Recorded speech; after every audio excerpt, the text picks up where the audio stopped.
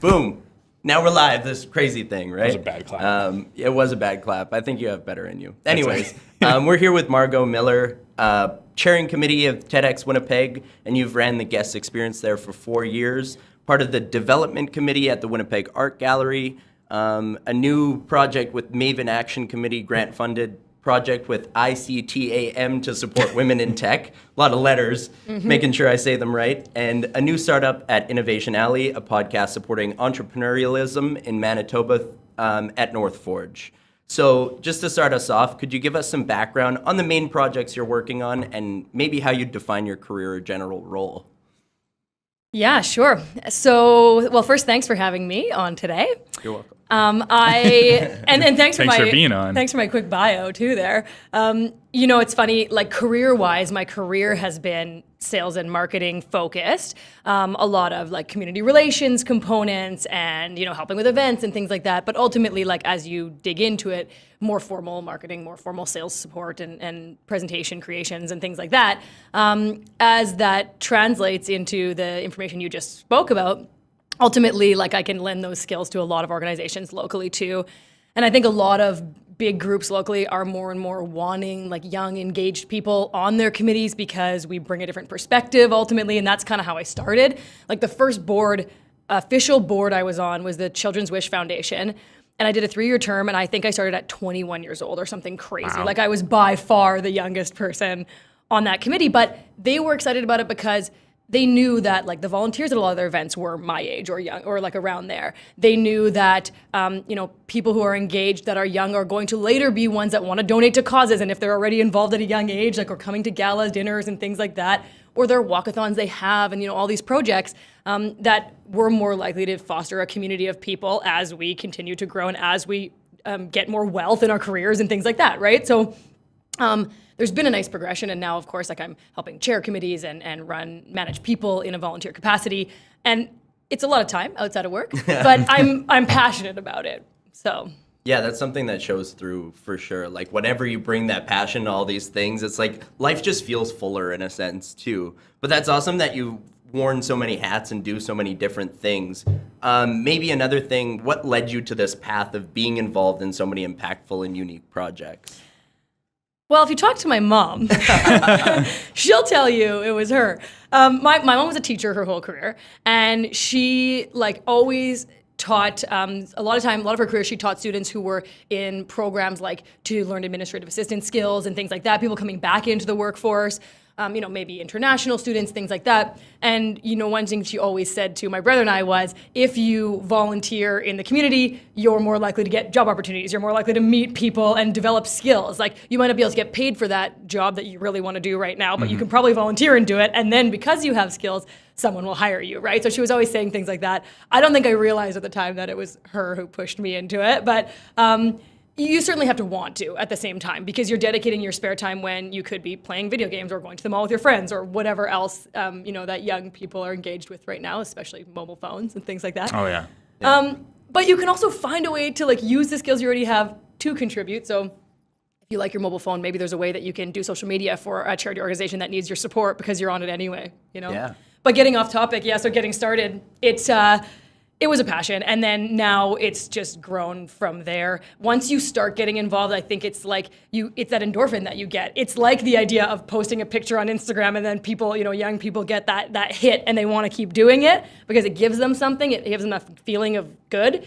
That's what I had when I was volunteering, and so it was easy to kind of continue on that path. Yeah. There's a lot of, I was thinking of the graph that was part of some of your research that you shared, and it was, I want to bring up the stats here and just why people get involved in volunteering and why they should volunteer. So it was 93% contributing to the community, 78% skills and experience, and then 59% personally affected by the cause. So it seems like when you're invested and you feel that there's a reason why you're doing something, then that's why you would get involved in all these sorts of projects. So that spoke to me, but I also see all the barriers that happen too. So what gets in the way of people maybe volunteering or getting involved in the community?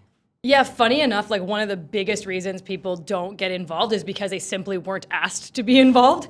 So if you are part of an organization that's looking for volunteers, to me, the biggest thing is like just go out there and ask that. When you have some kind of event, you have the mic, it's your event. Say like on the mic for 30 seconds, hey, we're looking for volunteers. If you know anyone who's interested, here's the kind of opportunities we have.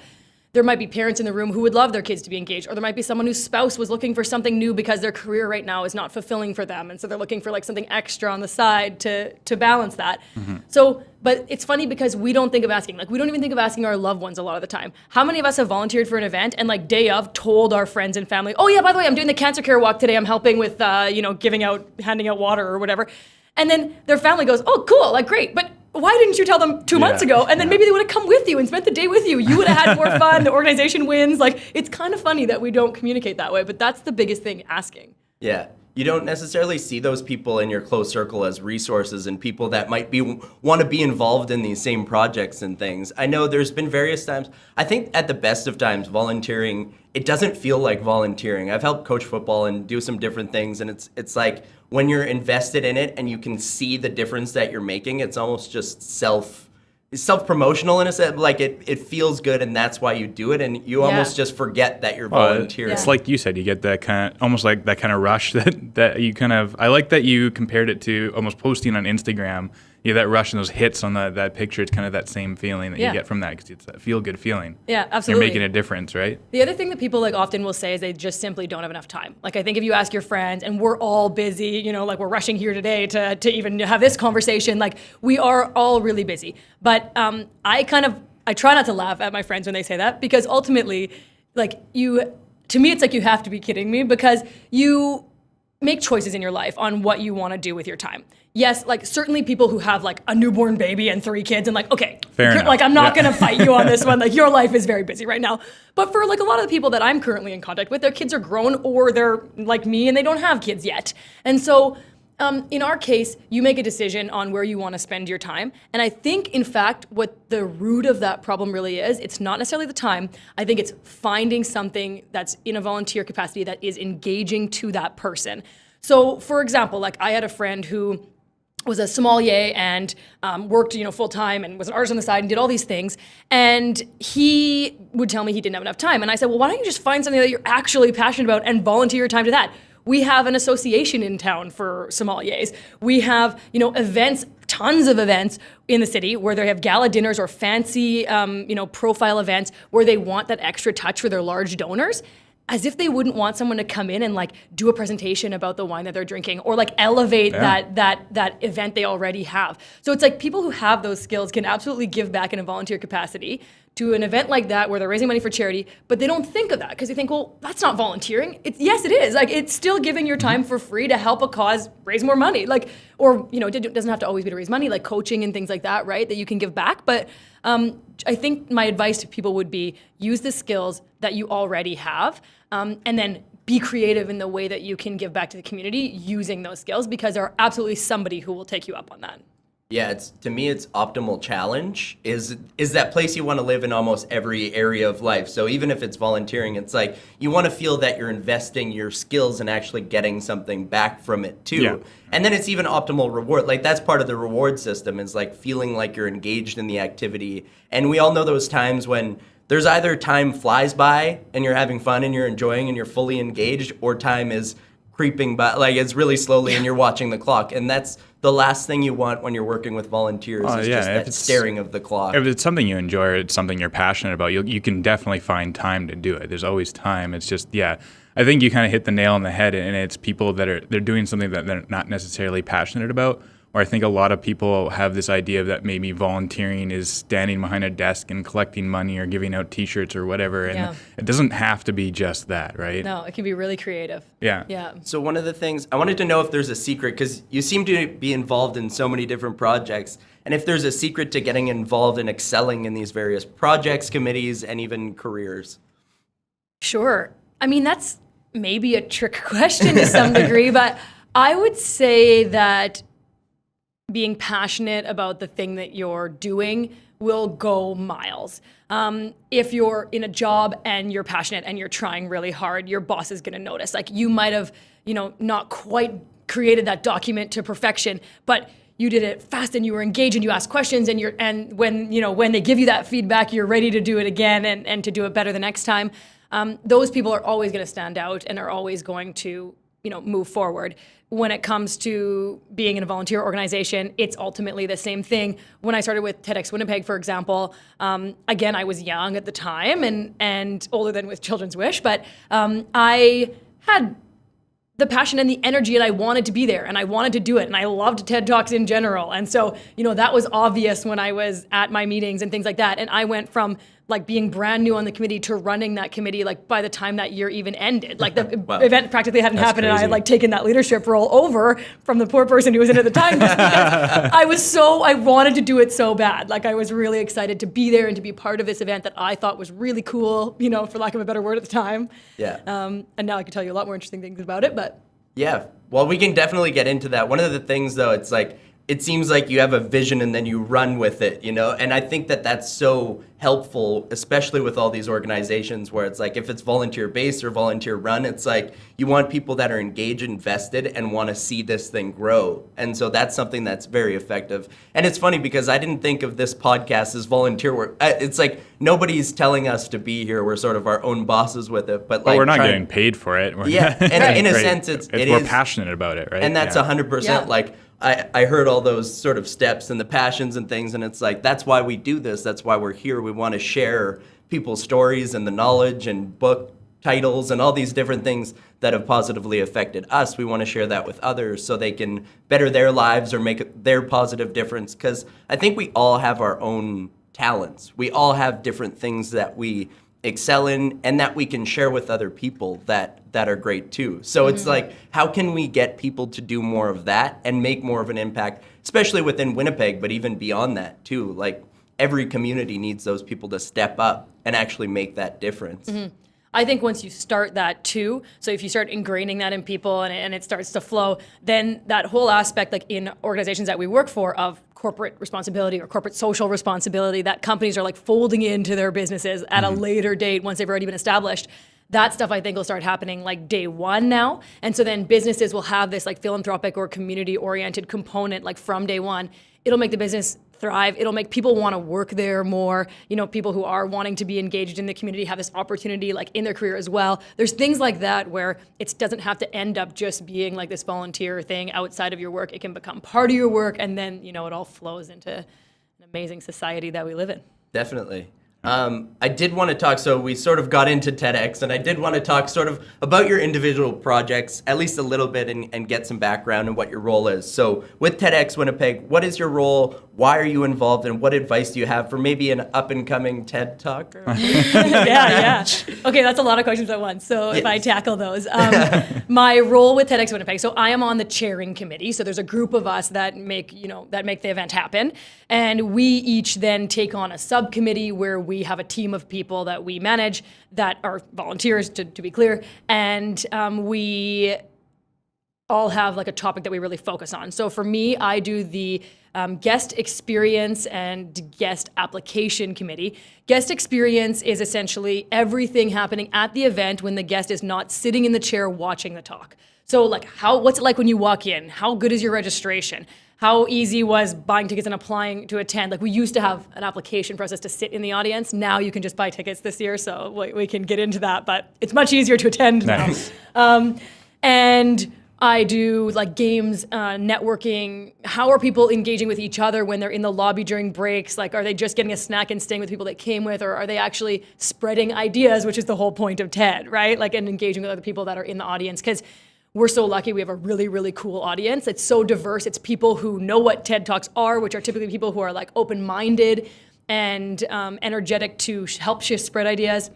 And so we're lucky, but we still don't want to risk having people that go home and just have internalized all the ideas. For some people that's great, and we have quiet areas where they can do that if that's their personality, but we want to also make sure that people are really, spreading the ideas and potentially helping those people who are on stage further their ideas in the community. So that's really my function. And then someone else, for example, does the speaker committee, so selecting all the speakers, working with them for months in advance. So you get paired with a speaker buddy, and you work it to develop your talk to really truly be TED focused, as opposed to just a presentation like people are used to doing with a lot more time. When you only have 18 minutes or at most, you have to really be as concise as possible. Every word counts. There is no time to add fluff in between, like if you're doing an hour long or longer That's presentation. interesting. I actually had no idea that they paired you with like a speaker buddy that kind of helped you kind of refine your speech to It's a really fit that time. impressive process, actually. Yeah. If you do, that's a big thing though, and people may not totally realize that when they apply on our website to be one of our speakers. We'll explain it if you're selected, and then there is the odd person who realizes they don't have the time commitment to put toward it. So there are rehearsals on Saturdays, and there are tons of time working with your speaker buddy.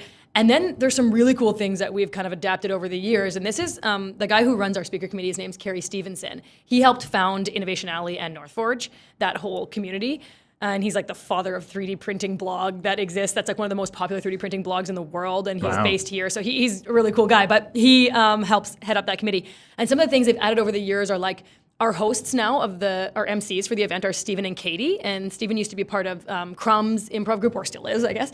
And Katie also does theater and improv and all kinds of stuff. And they've added a component where they're actually supporting our speakers too. So things like doing improv workshops with I don't know if you guys have heard of this, like even in people in business who do presentations, sometimes their companies are like sending them to try to do improv because it teaches you to really be able to react to whatever stimuli is around you and work with it. Yeah. And so say you're doing your TED Talk and the audience reacts differently than you expect. Like, are you gonna forget all your lines, or are you just gonna be able to go with it, your body movements on stage, things like that. So we're doing really creative things with our speakers now too, giving them opportunity to implement that and implement your stage presence and how that works. Like, where are you standing when you're delivering that line, and is it the most impactful spot? So they really are trained to deliver a TED Talk, not just like, we don't just leave them on their own. That's super cool. Like just to see how dynamic and how many different elements go into actually like getting somebody on stage and doing that TED Talk. I know for a lot of people, it's that public speaking is the fear that's difficult to get over. So to incrementally do it, whether it's in front of people, rehearsing your speech, or actually getting more concise. I know that that's something like, what's the point? I know that sometimes I've struggled with that. Like, I can go on these tangents for a long time and just keep going, but it's actually honing in on what's the message, what do you want to say, and how do you impactfully say that too? I think incorporating improv into that whole process is extremely crucial and important, and I had no idea that was part of it. And as someone who's taken theater and has done some improv, and I'm terrible at it, but at the same time, it for sure, like if you screw up a line, it can be the difference between like you trying to make up for it and making the play happen, or you're going deadpan, right? And it's definitely something you don't want happen to one of your speakers on stage, right? Right, of course. I mean, I will give you a funny kind of TED insight about that too, though. So as part of this, we, in the last couple of years, have managed to get TED proper because ours is a TEDx event, which I guess if people don't know, whenever you see an X in the middle, it means it's like a break-off event. So TedX Winnipeg is the event that we have here in Winnipeg, and it's the biggest one, the official one we have in the city. It's been around going on 8 years. And so that event we actually license the name from TED proper, like the actual high level TED. We have rules we have to follow. We have to submit videos by a certain date, edited and ready to go. We have to, we can't break rules on sponsorship and marketing and how those get tied to the name and things like that. So there's a lot of things we have to follow more than just like putting on a fun event. And one of the things that I got to see is that we got to watch the TED proper live as it happened. So before, like, those tickets to attend the actual TED are very, very pricey, and you have to be like invited to be in the audience and things like that. So, but we got to live stream it and watch it like in a movie theater with a bunch of people locally that wanted to come. And one thing that we saw on there was Shonda Rhimes, I think it was, huge TV producer, right? Has a lot of shows, Making a Murderer, those kind of things that were really, really popular. And she is like a super powerhouse woman in business. And she forgot her lines on stage for like a minute. A very long time. It felt like at least a minute, maybe it was 30 seconds, but it was one of those like pauses on stage that were epic. She managed to kind of backtrack and start the sentence again and then get back into it. But as famous as she is, her talk came out very quickly, edited and put on the TED website, right? And a week later or 2 weeks later, however long, it was very, very quick. I see her talk on the website and it's perfect. So I think the thing is, like, we edit the talks at the end of the day. So yeah, you don't want to screw up in front of the live audience. Like, you wouldn't feel good about it, and maybe you break your stride, and then the rest of your talk's maybe not as good. So of course, like, the improv helps, but worst case scenario, It gets edited. Yeah. it's edited. Yeah. Your coughs, your, like, laughter you didn't mean to, whatever, like, we can edit it all out. So that was a really funny one, and obviously Ted Proper does a really good job of their editing, but yeah. That's great that that's involved with it, though, the improv. I find that people sometimes, you're good with the lines and then you can go stage by stage by stage, but it's then when you're thrown a curveball, I think it's different personality types too. I know that you've worked with a bunch of events, and it's sometimes things happen in the moment and you have to be willing to come up with a creative solution, or maybe it is that audience that doesn't take your line the exact way that you wanted to. So it's how do I effectively maybe restate this or go a different way? So I think it all happens on how your brain works and how you actually how you solve problems even in the moment. So that's cool to see that that's something that they proactively teach people to do too. Yeah. Well, and I think what's really neat about that is we didn't do that day one. Like, we didn't think of it, right? And then we got volunteers that came on board that were passionate, that wanted to be more engaged. Like Stephen and Katie, who are our hosting duo, like I was saying, they came on and they were our MCs. And in the past, like, our MCs were awesome and they were funny, but that's what their job was, just to be our MCs. These guys came on and they were like, we can do way more. Like, we have formal training. This is what we do for a living. We do improv for a living. Like, they're like, let us help your speakers. And everyone kind of went, well, duh. Like, why did we not think of this sooner? But thank you for suggesting it. So they were volunteers that, like, have taken on a way bigger role now with our event. They're with us all year long. They're on our chairing committee, as opposed to just showing up for the day and being great MCs. So I think it's that comes back full circle to that whole idea of, like, engaged volunteers, and also Carrie, who runs that committee, like, being open to that, being open to other people's ideas and growth of what his committee looks like and what his responsibilities look like. So, having that open mind, I think in anything that you do in life, having ultimately a growth mindset is going to take you way further. If you don't listen to suggestions of the rest of your committee, you're risking being stagnant. Like, those people are there for a reason, right? But I think a lot of us are used to, if you're used to being in charge, it's hard sometimes to listen to those ideas. So trying to be open and in that growth mindset will help everybody. Yeah, that investment in energy and time and you see how that helps things grow. I mean, the fact that people are willing to put that extra investment, whether it's in speakers or whatever, you just see the event get better and better, and you see the speakers get better, and it becomes a much more successful annual event or what have you. So it's great to see that kind of development. Is there anything else we should know about TED or TEDx Winnipeg? How does Riley get involved with TED? Yeah, good question. We are in the process of redoing our website, so it should be up right away. But the website, even the old one, is the same URL, so it's tedxwinnipeg.ca. And we've got social media channels and things like that, and our videos you can find online. I mean, I think if you're interested, check it out. Like, these are Winnipeggers that have really cool ideas, and you can watch them because all the past year's videos are edited and up online, right? So until next year, we'll have more. But there's people locally who have done things that are, like, on a global scale that you wouldn't know about. So it's really fun, and it's fun to, like, support what people are doing in the community. And I mean, I can give you some really good examples, but they're also there to find, and I'd be so happy if people came and checked out the event. Like, we are ultimately, I think the biggest thing to know about TED, though, is that we are a totally, like, grassroots community-funded event. Like, 0 people get paid, but I think because TED has a name that comes with it, the people have certain expectations. And we've had a tough time sometimes, like, providing enough food for the event, or, like, providing, a venue that doesn't cost too much, because we have all this, like, editing and video components to it that we need to also spend money on. So it's really, like, to follow all the rules of TED. But I think when people hear the name and think it's a paid event, they have certain expectations. So I'd like to, communicate that it is, in fact, a totally community-run event. And we work really hard to bring it here. And it's really, really cool to be a part of and to sit in the audience and watch these talks. Like, you leave the day and you're so inspired.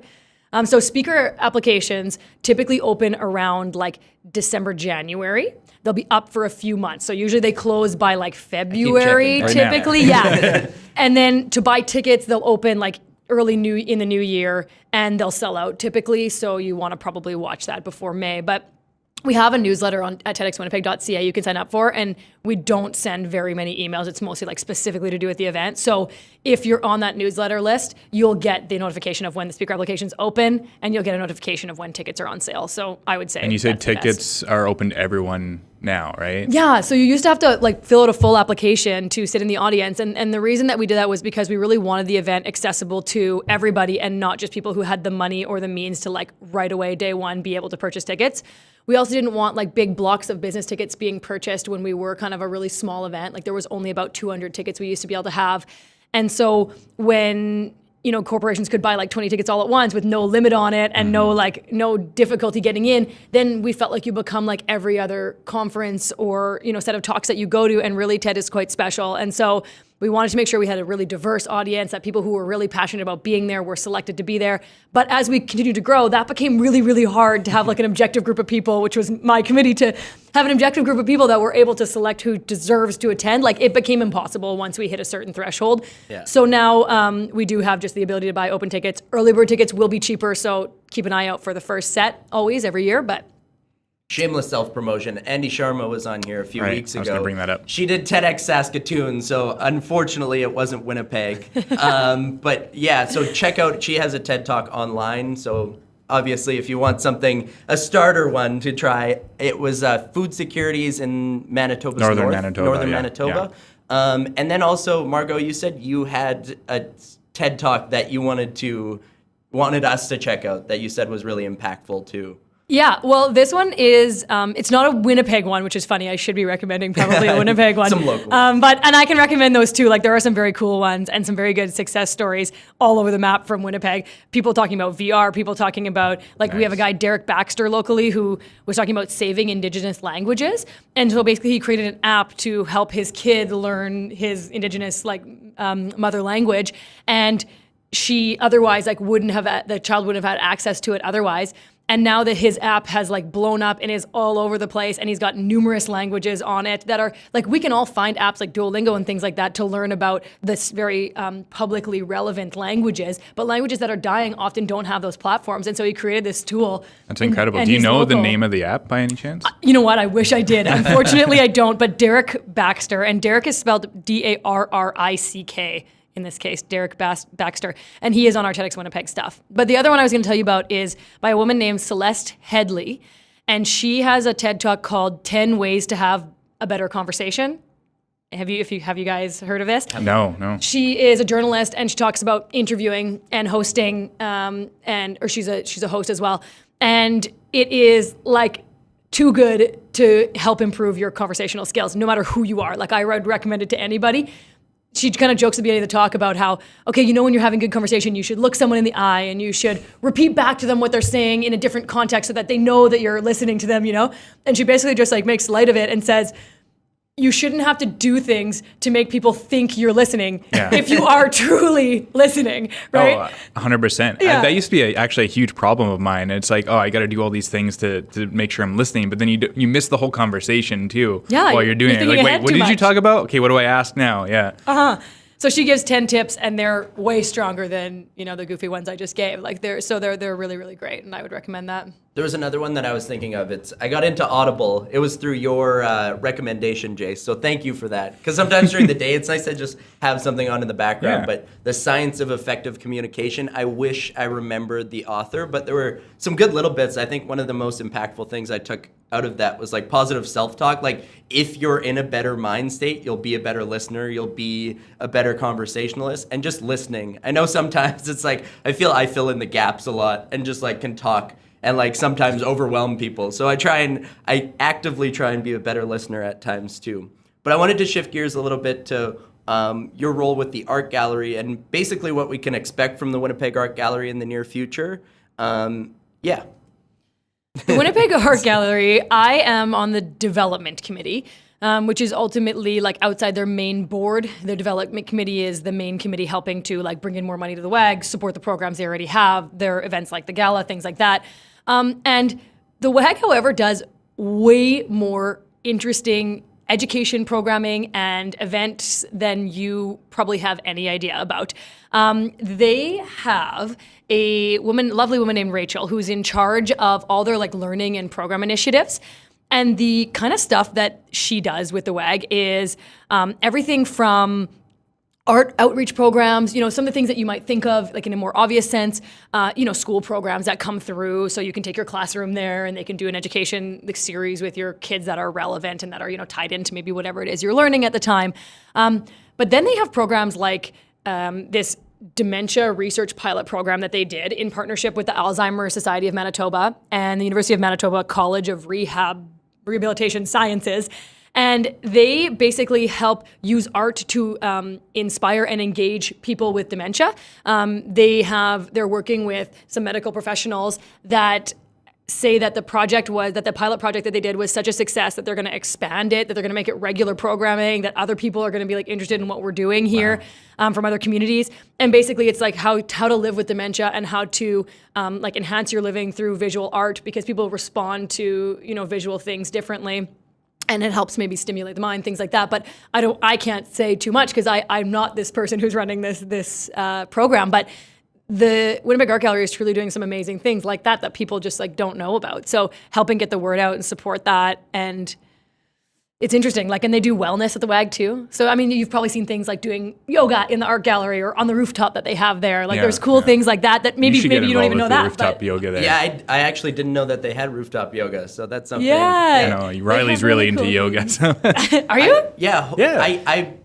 I say that I believe in holistic fitness. So I started running Spartan races about a year ago. So I find it's elements of long distance running, having overall fitness, and then even having that mobility or flexibility. But I started yoga 2 years ago, and it was sitting in an office chair too much and having lower back pain. I know, and as I start to we sit all up kind of sit up proper, straighter, yeah. But no, and now I swear by it at least once weekly just to stretch and feel better, and then you just feel more bondable, and you even find that your other workouts are more effective because you're not constantly cracking or moving everything. So speaking of which, I did a heavy workout yesterday, so I could probably use some yoga. Use some yoga, yeah. We'll call the art gallery and see if they can set it up for you. We were talking with Eric Plamondon when he was on the podcast about this too, that it almost seems like there needs to be somewhere people can go, whether it's a website or somewhere that lets people know what's going on around Winnipeg. Because I feel like there is so much going on, but there's such limited access to like when and what is actually happening unless you're actually at the venue itself. You're right. It's very hard. Like even the amount of content though on the Winnipeg Art Gallery website, and they're redoing their website right now too, and it's about to get released, but the amount of content even just that they have, like if you try to take that and everybody else's with that much content and put it on one website, like I think it would be really hard. I've always agreed that I wish that existed, but it would not be an easy task. And there are some websites that do pull in like a lot of stuff happening in Winnipeg, like Travel Manitoba and Tourism Winnipeg. They do have some platforms, like Downtown Biz has like obviously that area of town really covered, like a lot of events are covered on there.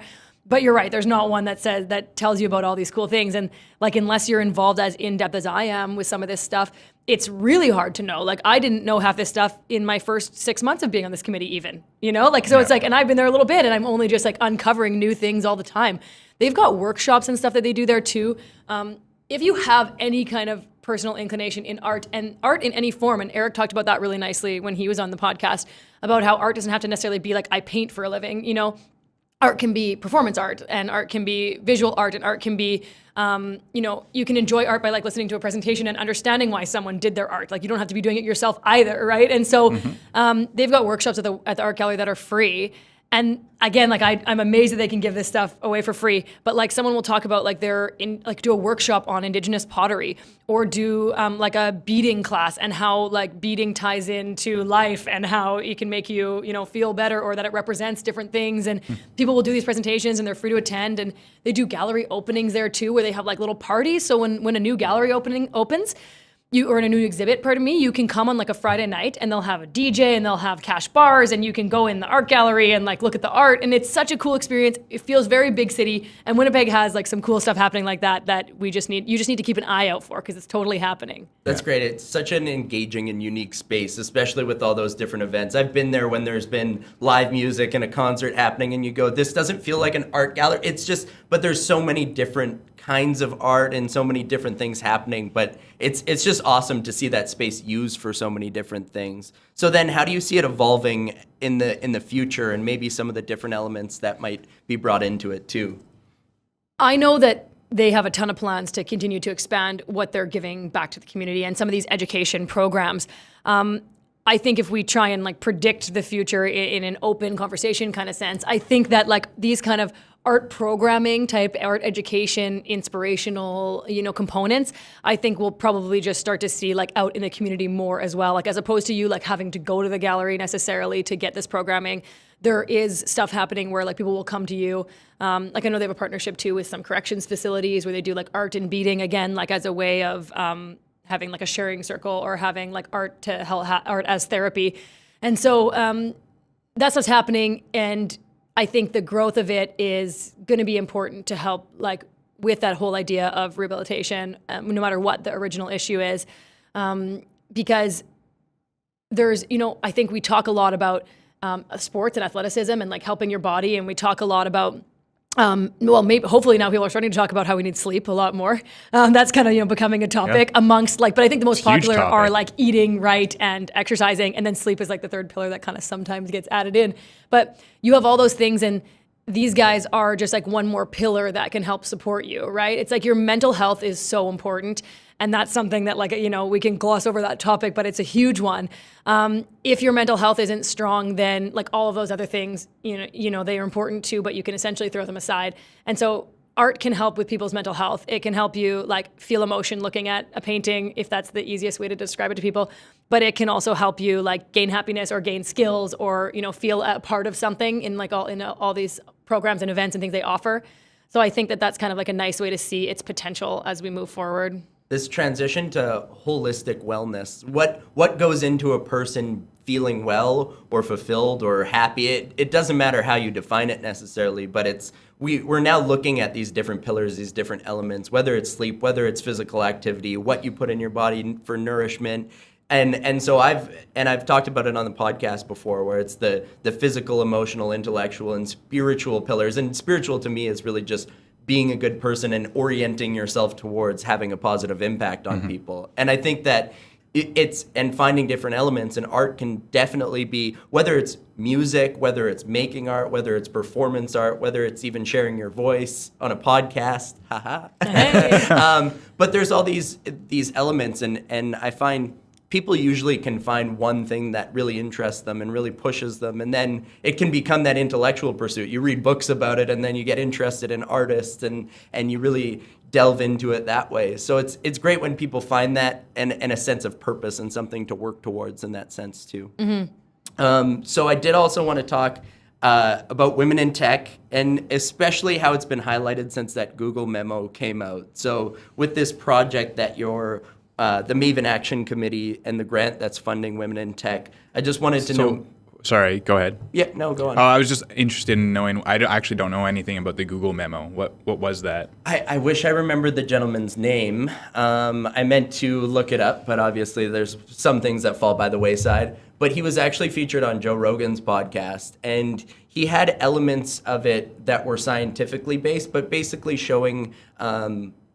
There was a conference, and it was sort of about inclusivity and women in tech, and he was highlighting maybe some of the different, basically a little bit of evolutionary theory on why these things might differ, but also, and it came off, eventually the memo circulated into the community, and you had a lot of backlash actually against this gentleman, and it was more so, they saw it as misogynistic, and that he was looking at it from a male-oriented perspective, when really he came at it from evolutionary biology. He sort of came up with the evidence, and especially a person working in tech, he took a very scientific base, and so it came off as maybe a little bit less humanistic, like a little bit less, and so that was looked at as a little bit negatively. So it sort of reminds me of Jordan Peterson, and again, maybe not so technological, but.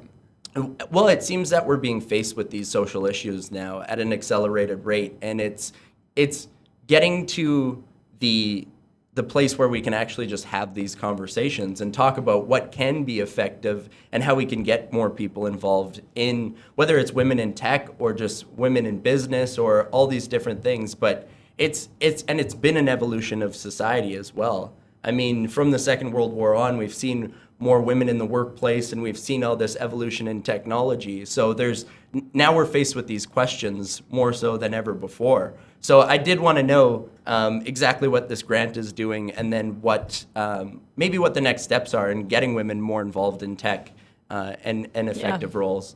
I mean, so the grant has phases to it. So the first part of the grant is to ultimately gather the information. Like, it's the research component. So they're doing roundtables. They're doing them all across Manitoba, not just here in Winnipeg. So they've got one in Thompson coming up soon. So if anyone listening's in Thompson, reach out to look at Maven as part of the, and when you're giving our big, our acronym earlier, so ICTAM is the ICT, so Information Communication Technology Association of Manitoba. So they have many things that they do in our community related to information communications technology.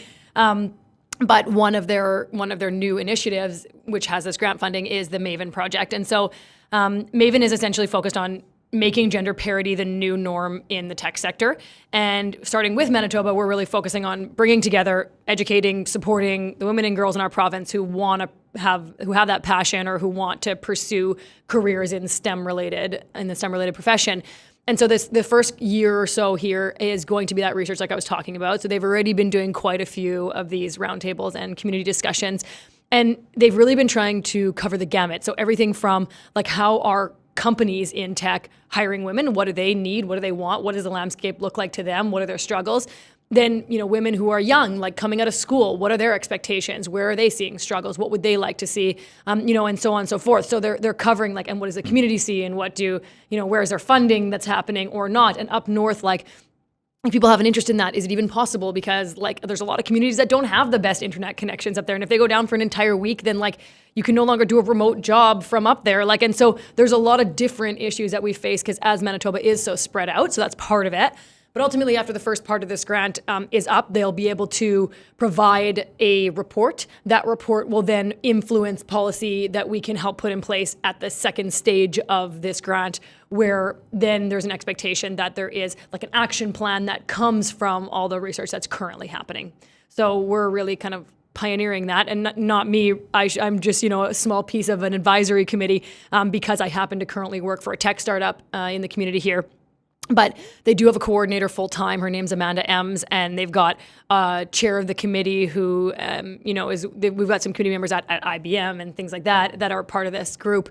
And so there's nice volunteers that are helping kind of shed light on what it's like in their big businesses for women in tech.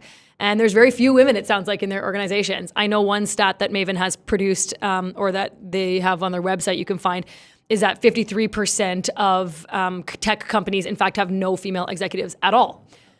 And so, the idea is let's change the numbers. Like, it's not a matter of finger pointing or like maybe this guy got himself in trouble with coming at it from the wrong angle. But ultimately, like, at the end of the day, the evidence is there. The reason we got there may have been for many reasons, but like, how do we change it now moving forward? Because there are women who absolutely want to be in tech.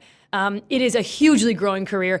Like, if I had kids, I would absolutely not shy away from them going into a coding class and getting that experience right from day one, because like, I could use coding in my marketing job if I had it right now. It's not just a straight tech job anymore, having those skills. So, the idea is let's help change it. And there's a group trying to do so. That makes sense. I mean, let's change the percentages. Let's encourage. Let's educate. Yeah. Let's make the workplaces more inclusive. Yeah, and give opportunity, less stigma. Like, I know one comment we got from some young women in like when we did a poll with some high school students and younger. There was opportunity to say, like, let's call it, for example, a coding class. It was like a one-day workshop, and you could sign up and do it, and your parents had to like give you permission, and it was totally free and awesome. This one girl absolutely wanted to do it. She told us she didn't do it. When we got to the root of why she didn't do it, she was made fun of. Her friends and family just were kind of like, well, why would you want to do that? Wouldn't you want to do like whatever the other thing was she could be doing that day? And so even though she absolutely wanted to do this, she ended up not doing it because she felt stigma against it. Let's help change that too. Like, so no matter what the real reason is, like, if we can help change that and that kid can then go to the camp, have a great experience, continue that on in her career because she had that opportunity at a young age and she fell in love with it. Let's not take away those opportunities. Let's try and enhance them. And I hope that like teachers and friends and family members who have people in their lives that want to do this, that it doesn't have to be a male-oriented career. So let's encourage them. In fact, if I had a female child that wanted to go into this, I would be even more encouraging because companies are going to be wanting those women badly in the next little while. So because people want parity in their companies too, I think. Like, a lot of them do. It's not a malicious thing. It's just been the way it's gone. And so, just making it a conversation that we can have and that we're allowed to have is good. So you were honored in 2017 with the Future Leader of Manitoba Award for your accomplishments with the Winnipeg and St. Boniface Francophone Chamber of Commerce, Children's Wish Foundation, and being the spokesperson of the 2017 Canada Summer Games. So what was it like to be honored for your tremendous community efforts? It's such an interesting experience, and I think it probably made me better able to have this conversation with you today, because when that happened, I had never really openly talked about all the things I was doing in the community. Obviously, you're not afraid to talk about them, but people don't really ask you what you do in the community. Think of the last 10 dinner parties you've been to or small talk events you've been to. How many times have people asked you that question? They ask you what you do for a living. But a lot of the time, I'm passionate about what I do for a living, but I'm probably more passionate about my involvement in my community here that I live, that I want to be a part of. And so, but it's funny because until that moment, I hadn't really had an opportunity to really take stock of everything I was doing. When you were forced to so part of the process is someone nominates you. They fill out quite a long questionnaire about you, so they're very kind if they're willing to do it. And then they shortlist the top 3 out of all the applications they get, and then the top 3 go for a panel interview, and that's where you have to really face all these questions. And out of the panel interview, then that's a different committee so that they're nice and fair. And then that separate panel interview committee selects the winner, who only gets announced the night of. And so it's certainly a humbling experience. And you've had other guests on the podcast that have been a part of it too. So I don't know if you had a chance to get their input as well. But for me, it was an interesting experience to be able to talk about that. And it was kind of, on top of humbling, it was kind of exciting. You feel proud of what you've given back. And until that moment, you hadn't really taken stock of that. So it's really neat to be a part of. I think it's important too for everybody there. It's kind of like the whole idea of the makerspace at North Forge, because when you're at that event, if you even attend, and I had attended in years before I had been nominated, I remember being at that event just thinking what do I do with my life? Look at these people, because they had videos on the screen, and the videos go through all the things these people do, starting charities and being involved in 10 things and raising this much money for this and that. And you literally stand there in the audience and you're like, oh my gosh, I have to pick it up. These people are making me look like I sit on my couch all day. And maybe that was part of it, that my mom and whatever else. I was really I started to really ramp up my community involvement maybe. But to the point where I didn't realize I would be one of those people, right? And then I was fortunate enough to be the person that they selected. But honestly, and this is not trying to be, a martyr or whatever of any kind, but everybody who's there is totally doing awesome things for Winnipeg or a broader scale than that. There's different components to why you're selected. It's not just what you do in the community. It's also how you give back through your career to the community, and also how you give back to education and strengthening of Manitoba's community itself. So not just the organizations you're involved with, but our province as a whole. So there's kind of multiple components to it. And it's exciting to be a part of and eye-opening. And I would recommend people go to that event too, because it's pretty cool to hear all the things that we have going on here. Yeah, there's something about that, being able to reflect on the things that you've done. I think it's especially this time of year for me too, where it's the culmination of the year that's happened, and you think back to January. This podcast didn't exist. It was in an infant stage of having a young professionals group that met monthly, and then that started the evolution. And so I guess I feel extra reflective right now to think, what have I accomplished this year? Whether it's running a full marathon for the first time, doing these Spartan races, and really living a life towards feeling in charge of life for once, which is nice. But it's having sometimes those moments, whether it's Future Leaders of Manitoba and an award ceremony, but you sometimes get put in these states where you go, oh, you look back, you reflect, and then you go, look at how much I was able to accomplish when I sunk into it. The other thing I wanted to say was that energy is infectious too. The fact that you were inspired by people going to that event, or whether it's at North Forge, you see people working day and night to make something that they dreamed up or some idea that they've had happen. That energy is so infectious and so great to be a part of. I know I have friends that have been part of startups too, and it's they don't care that they're working sun up to sundown. It's just want to see this succeed. in any way possible and bring their full selves to the table. So it seems like you've done that with all your projects, which is completely amazing. Well, Well, you thank must you. be very passionate about what you do, because when Riley and I were looking at the notes, I think the first question that came to my mind, probably one of the first questions that came to Riley's mind, was, how do you have time for all of this? Yeah, and I guess like I sometimes, when I looked back in that moment of writing out all these things that I've done, like for that award ceremony, I had the same question. Like I kind of was like, when did I fit this all in? But I think, yeah, you're right. Like if you're passionate about it, you'll just do it. And some of it like is using skills you already have, so it's not a stretch to try and give back in those ways, right? And you know, I have the time while I'm young, I guess, you know? So like maybe later I can give back more with financial contributions. Right now, I can make the time to give back with my time contributions, you know? And so that's where like my focus is right now. And it brings us right back to like where we started on the reason people don't volunteer. Like find something that you're engaged in that you want to do, and it won't feel like you're going out of your way to do it. So is that your drive and motivation, or where does that come from for you? Like, where would you say your drive and motivation to help people comes from? I think I have, and this is kind of something I realized like over time too. I have a couple words that kind of try and like make decisions by or live by, like three, I guess like, I don't know, pillars perhaps would be the best way to put them, but I hadn't named them until recently. But the three things I really like think about all the time are family, gratitude, and growth. And so family can be also like your friends, like the people who you're close with, right? So if you are doing things in life that are going to totally neglect like family and friendships and the like important people that ground you in life, like that's probably not going to be the best decision that you've made, right? Gratitude, I am thankful for having a wonderful family and community around me here in Manitoba, but also thankful for all the opportunities I've had in front of me. Like all these opportunities that I talked about today, they came because someone saw something in me and believed in me. Like I didn't, you know, they're not going to make you the leader of a committee if they don't think you have it in you. So somebody took that chance and saw something in me. Once I started doing it, I loved it, and I was able to continue doing it. So like I think being grateful for whatever it is that you're doing is really great. And then growth as well. If you're growing in what you're doing, then you're probably on the right path. And if you stop growing, like you can find many quotes online for your Hallmark card, but if you stop growing, you're doing something wrong. And so you can grow in a ton of different ways. Everybody's different. Like you might grow spiritually, you might grow, with your physicality and how you're treating your body. You might grow by like taking courses online, and that's the best thing for you. So for me, like I think I keep putting my hand in all these different pots because I'm like, okay, I've done that. So like what now can I do to make me continue to grow? And, am I being thankful for this opportunity? And like, am I finding enough time still for my family of it? And it sounds like a lot, but I have those pillars. And so I can just keep looking back at them and saying like, and checking in to see if I'm meeting them. And then it becomes second nature and you just do things with those pillars in mind. How does Manitoba stack up in terms of volunteering? I did want to... Oh, yeah.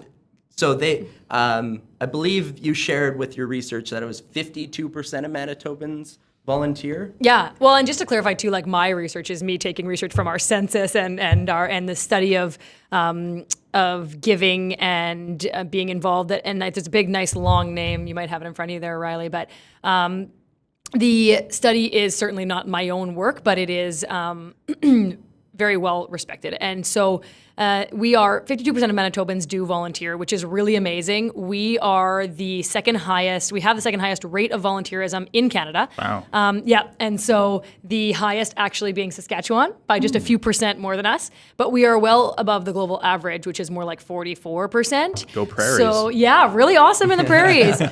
And I think like that's funny too, because from the flip side of like why you should want to volunteer, when organizations are having trouble looking for volunteers, it's also kind of interesting to me because you have a huge pool to pull from here in Manitoba. Like other provinces deserve to, say maybe they're having trouble finding volunteers, but for us, you should be able to find them. They're out there. And then it comes back to that point of just ask them, because that's what we're not doing. And you'll be able to pull people in and to get them involved. But it is really impressive what our province is already doing. Yeah. I don't necessarily know where that comes from. Like there's not a lot of research to say like why we volunteer more, but it's nice that we're part of a community that does give back like that. We're also the biggest community of donors as well. So like financial contributions, I think we're the highest in Manitoba. Wow.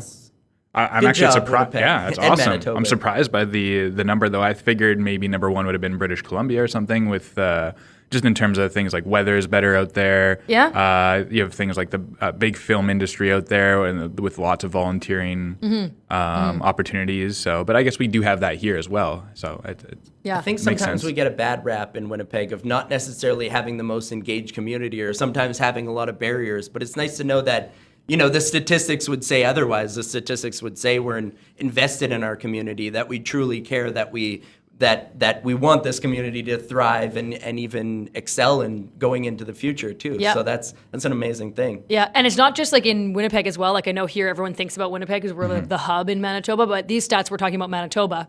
And in fact, their actually rates of volunteerism are even higher in our rural communities. Like significantly higher, actually, even than in the city. But you could think about like people getting involved with their church locally, people getting involved with their kids' school, like when they're in smaller communities and things like that. So they might rely on volunteers a little bit more. So that could be slightly skewed for reasons like that. But That makes and the sense, survey, yeah. by the way, is the Stats Can General Social Survey of Giving, Volunteering, and Participating. And you can find it all online on the Stats Can mouthful. website. Yeah, it's a long one. But there's various others really great sources out there. And Volunteer Manitoba is an organization that we have here. And they can also help connect you with volunteer management courses, and they post volunteer opportunities just like a job board. Like you'd look for a job, they post volunteer opportunities, and there's like 100 on there at all times. So also if you tell me you can't find an opportunity, shame on you. you They're go. out there. Use this website. They have great tools. And training. So if you're going to be a manager and you don't do that on your normal day, but you're going to be a volunteer manager, they have courses for that. And there is a fee for those, but maybe, the group you're involved with might help chip in or whatever the case is. But there's some really good resources.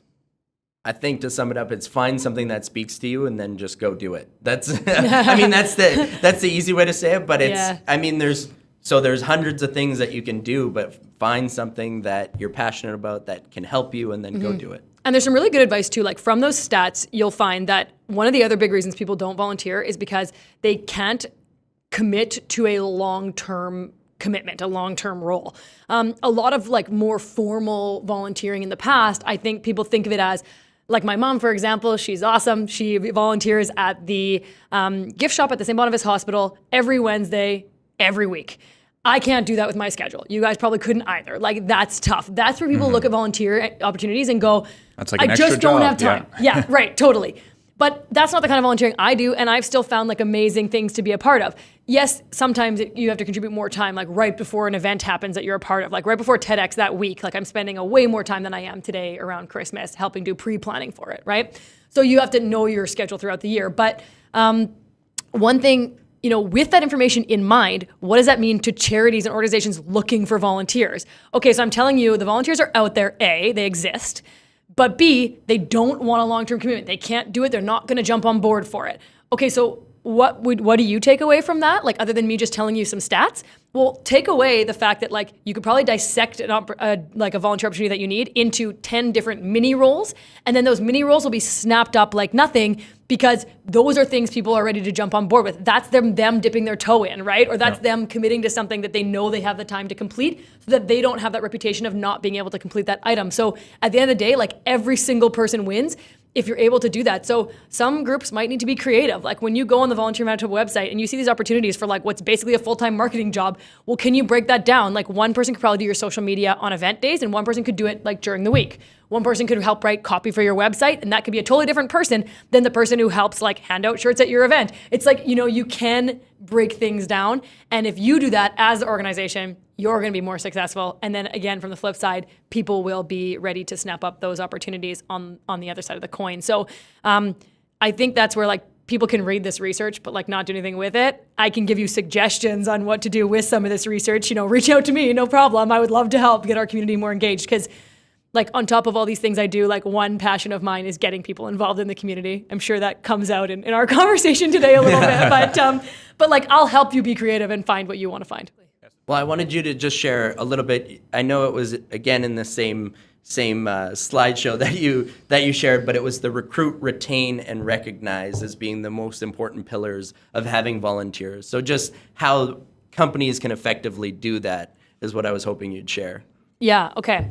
So if you're looking to recruit volunteers, like I think the biggest first thing is like do some of the obvious stuff that you probably already haven't done. So like on your website right away, is there an obvious like button on the homepage or even in your drop down under your about section, under your company section or whatever it is that says volunteer or volunteer opportunities or something like that. It can be a static page. You don't have to update it all the time with new opportunities. You can just say, we have awesome opportunities. Here's why they're awesome, like the benefits, the what's in it for me for those people, and like who they should contact to get involved more. That literally can be as simple as it is, but if you don't have that on there right away, people who are just browsing around for ways to get involved are going to pick the other guy who has that because it's clear why and that they have that opportunity available. Respond clearly and quickly. Understand like the type of people that you want to volunteer for you because they are out there and you can access the demographics if you want. Like I can share that information or you can go to that StatsCan report I gave you. But know who you're looking for and then you can tailor your message to them as well. And just ask. Like honestly, every opportunity you have, all the events you host, use your existing resources. Like if I'm already involved, chances are I have a friend or family member who wants to get involved too, because I probably keep company of like-minded people, right? So like the low-hanging fruit is like the first thing when it comes to recruitment. As far as retention is concerned, make sure they have a good experience while you're there, and that will give you that'll be your recognition as they're doing it, and that'll help you retain people in the long run. It's actually kind of funny when you look at the research. A lot of the obvious things that you think about how to retain volunteers are actually and how to recognize, volunteers are actually in fact the opposite of what is true. For example, a lot of times people have an event, and then they think the way I should recognize my volunteers is to have like a volunteer recognition event, like hot dog party in the park, whatever it is, right? In fact, not true. People would rather have an expression of thanks throughout the year than a one-time like volunteer annual event. They want to use the skills that they have demonstrated or that they want the skills they've used with you to be recognized in some way. So give them a certificate for participating, write a reference letter for them for their job opportunity that they're looking for, because probably a lot of people are looking to use that to further their profile in the community. For sure, that's huge. Yeah. And then also people are essentially more motivated by knowing the impact of their time than by just simply being a part of something and having recognition come like down the road. So at the event, like even if they're the guy who again like is just handing out something at the door, make sure they understand why that role is important, what it is contributing to on a grand scale. I've volunteered in many events where you'll talk to people about like, hey, aren't you excited about what this is doing, or do you like, why are you here today? Why'd you get involved? And sometimes people can't even answer that question. So if the people who are like at the forefront of helping you haven't been properly communicated the mission, the mandate, where the funds from today's event are actually going towards, like you might be a big organization, but probably the funds from that day are going to something specific. Like there's a piece of your programming that's going to help support. Have people understand that, because that's going to keep them coming back. That's going to keep them excited about being involved with you and your organization. And then ultimately, just like if they have that good experience, they're going to keep coming back. So you almost don't need any additional recognition because you've accounted for them having a great day with you, and that is what's going to propel them to continue to come back. And we can probably apply that to many things, right? Oh, for sure. 100%. Yeah.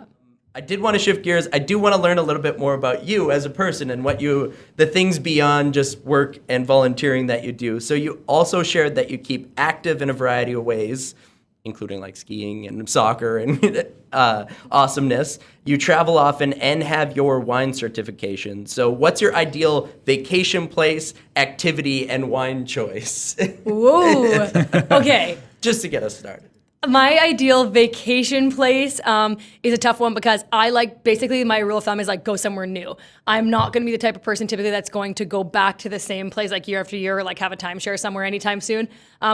We do have a family cabin right near Lake of the Woods, like on Shoal Lake, where we get our water from Winnipeg. So that's like, a really nice consistent relaxation spot that I have where you like unplug your phone, and that's really, really been awesome. Also probably like led my brother and I to be, our family to be the people that we are today, because we had no electricity out there growing up, and we'd spend like our whole summers because our mom was a teacher. So you definitely, and at the time, like you had no phone or anything like that. So you literally were just speaking to adults, the other people that were at the cabin, right? Because we were water access and we were out there. So that was really cool. And like, I would, certainly recommend if you have that kind of opportunity to unplug.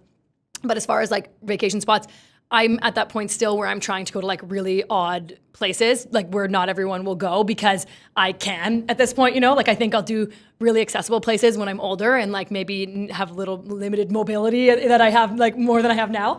But I really loved like Vietnam, for example. I just went to Mexico City a couple weeks ago. And so it's like, I'm not going to like the resort on the beach. Like I'm trying to really get like that true cultural experience when I go places. So that's really been great. And then the next question was activity. I mean, I love soccer. I've played soccer since I was like 3 years old, but I'm trying to get into more individual sports. I think it's just like more accessible as you're aging. I'm like nice and young still, but you know what I mean. So I took up golf like 5 years ago. And I really love it. I think I was like, I'm gonna be a woman in business who plays golf. Like there's not gonna be deals on the golf course that I'm not a part of. And so I started golfing and I really like it. I'm in a ladies league now with a couple friends. And then I'm trying to learn how to skate ski, which is like skate ski. Yeah, it's tougher. If you ever watch like biathlon in the Olympics, or like so, it's like cross country skiing, but rather than your skis being one in tracks like right beside one another in parallel, you are actually making more of like a V shape, almost like more like you're skating, Oh, okay. but they're still skis, so you cross them at the back and you can trip nice and easily when you're trying to learn.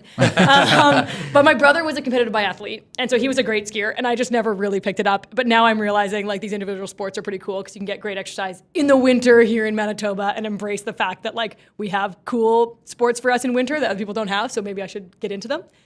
And then I'm trying to learn how to do some like cross-country trail biking too, but that also is like the big roots in the trees. Like I haven't gotten over them too easily yet. I get nervous. Like I get into it and then I stop. So we'll get there.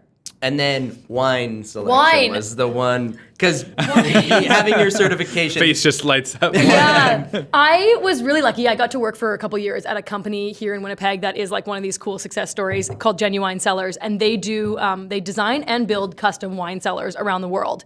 But they're based here, out in kind of Transcona area, and they literally go and install like $100,000 wine cellars in beautiful homes around the world. Wow. And, you know, or less or more money, but they're pretty neat. And so when I was there, they put me through some wine education to be able to sell cellars better to these people who are like really passionate about their collection. And so I only did my WSET level 2. There's another level 3, and then it's a parallel stream to like if you were doing your sommelier. There's 2 different streams. One's like a little bit more practical knowledge, and one is a little bit more like your service industry type knowledge. So that's kind of the distinction between the WSET and the sommelier courses. But I mean, if you're a sommelier, like you know way, way more than I do. But I had a little bit of a jump at least in my knowledge. And I think the biggest advice I could give you about drinking wine is to be open about what kind of wine that you're drinking. I think the biggest thing I learned was that there are just like so many amazing grapes, and to be more open about my selections. So if you go to some of the great wine stores we have in the city that have professionals at them, so for example, like Element at the Forks, or because they've just redone that in the last like year or so, it's really awesome now.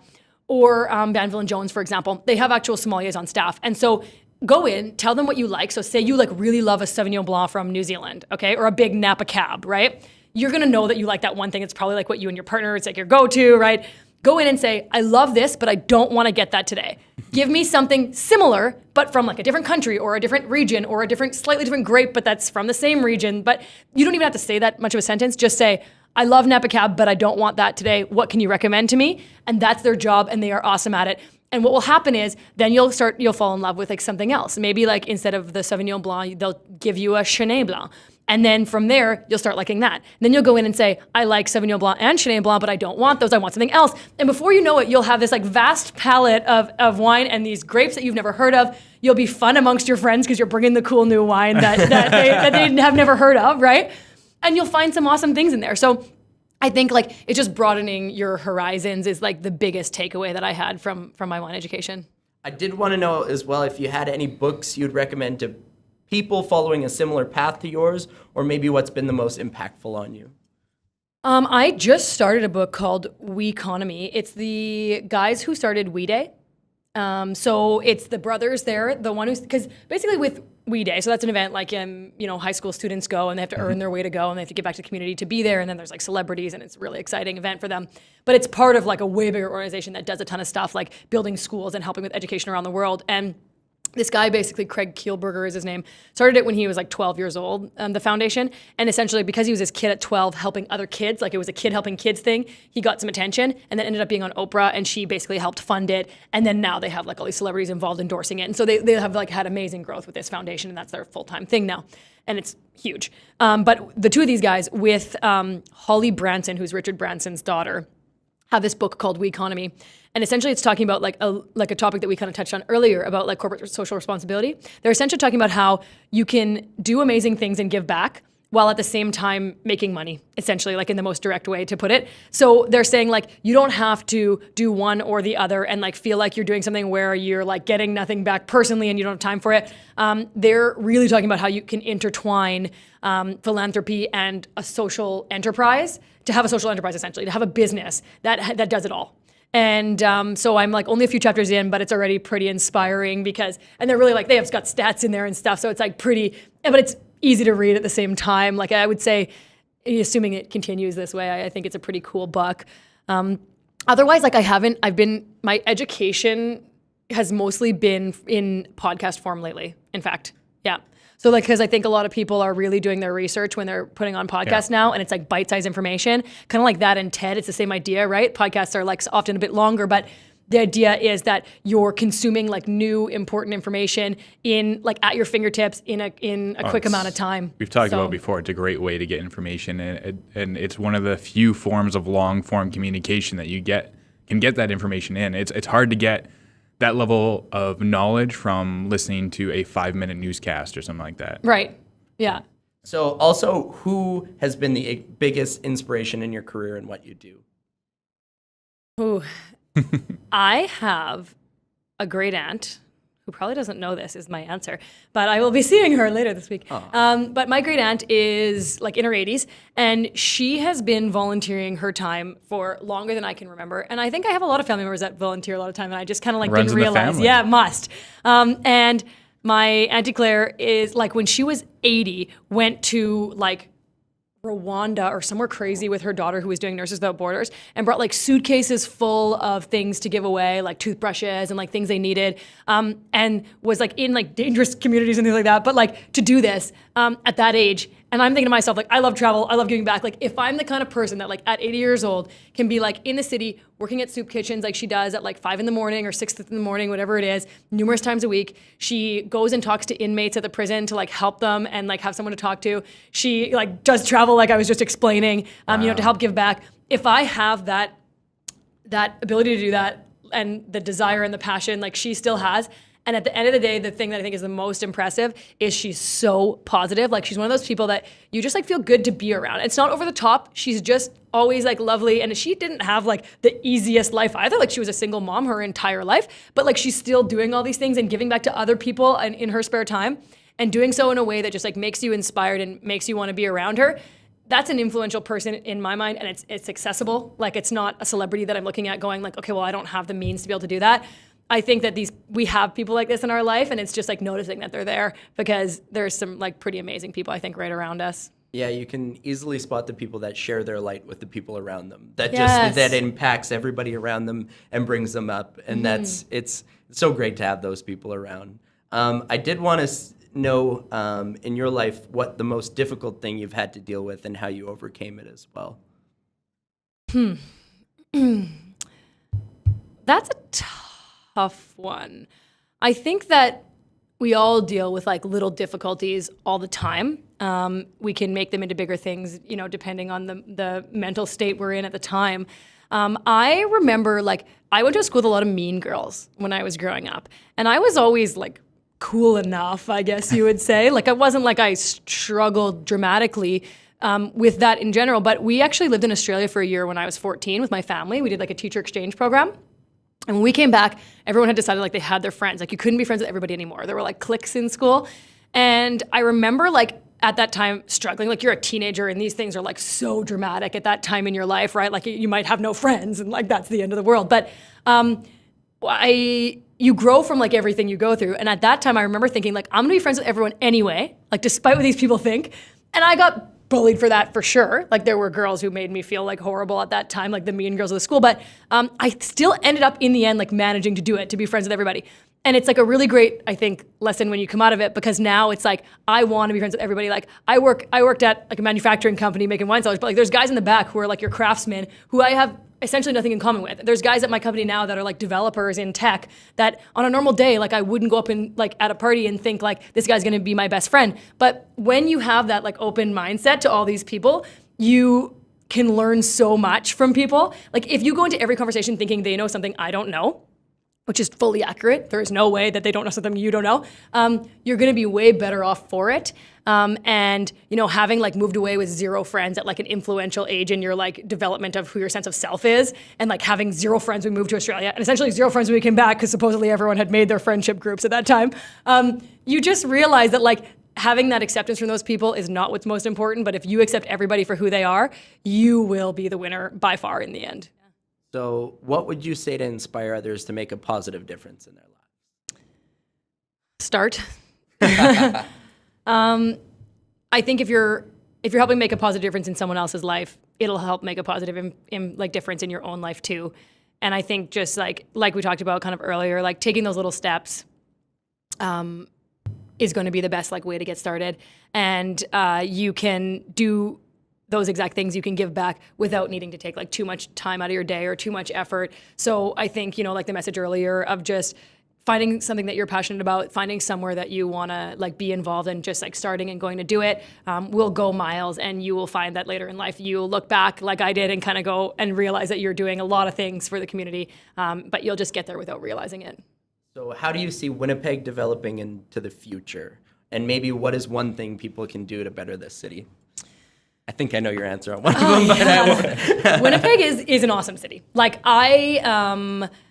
we have so many things right at our fingertips that like you don't have in other cities, but we still have the population and the like funding to put back in our community that you're really starting to see. Like if you look at everything happening downtown, all the new developments, True North Square, all these things popping up, right? The total transition of the forks, like with the commons and everything. Like we've got passionate people in our community who want to do these projects and who want to move them forward. So like keep an eye out for them, support them with those projects they're already doing. Like go to Raw Almond on the ice, you know what I mean? Or if that's not something like in your budget, go to the commons at the forks and just like walk around and enjoy the fact that it's there. Like go skating on the river trail. Like we have these things that are in our community that are so great that like in other cities, if you want to go park downtown to go to like a hockey game or even just watch it at the pub, you're going to pay $50 for parking, or you're going to be on a train for an hour and a half to get in and do that. Like we have the ability to just literally drive your car and park it right out front, or maybe like 2 blocks away, and still be able to get all access to all that stuff. Access in Winnipeg is it's there. Yeah. And so we're so lucky. I think like Winnipeg has a hugely bright future because we have amazing people that want to stay here because we have like affordable cost of living and we have this awesome accessibility. And so you just need to like acknowledge that people are doing those things and get involved and go to them and like just enjoy the things we have in this city.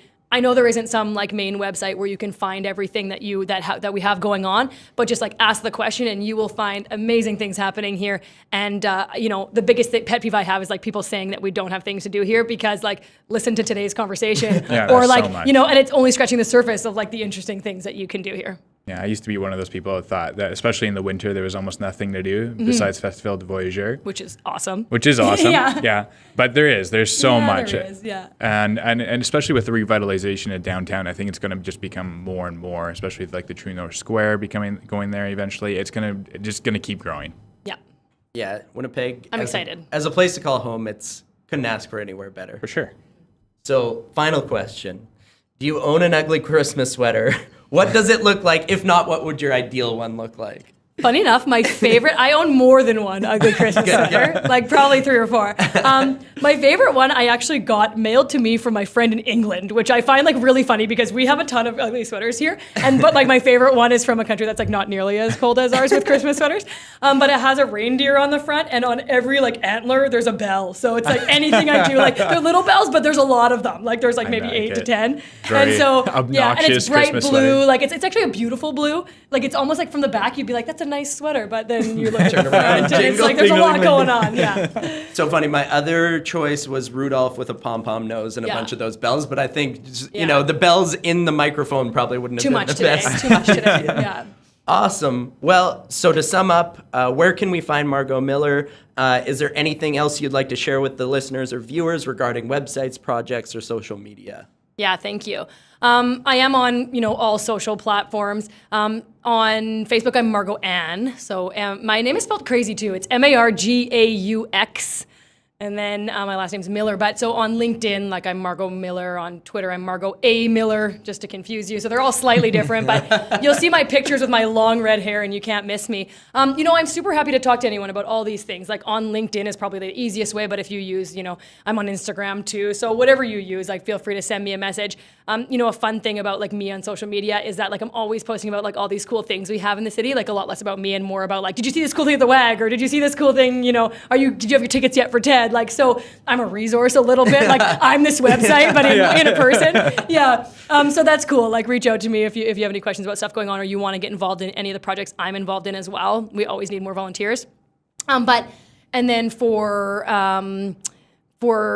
the podcast that we're starting right away, like I said earlier, it'll be called Start an Innovation Alley podcast, and it'll be on the Innovation Alley website, so innovationalley.com. So it'd be easy to find.